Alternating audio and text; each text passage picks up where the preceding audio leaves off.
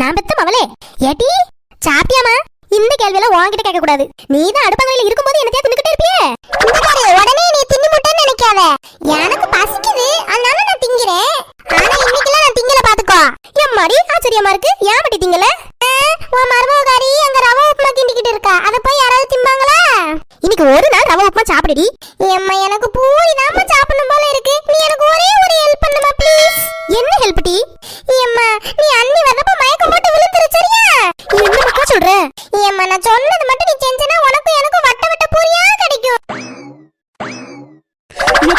என்னாச்சு? ஏன் மயக்கம் போட்டு விழுந்துட்டீங்க? இன்னி இப்பதான் எங்க அம்மா சொன்னா அவளுக்கு உப்புமா பிடிக்காது, பூரி தான் வேணும்னு. கடைசி ஆசையை கூட நிறைவேற்ற மாட்டீல? கடைசி ஆசை தானே, நிறைவேற்றிடுவோம். உங்களுக்கு பூரியை விட சிக்கன் பிரியாணி தானே பிடிக்கும். நான் சிக்கன் பிரியாணியே கொண்டுட்டு வரேன்.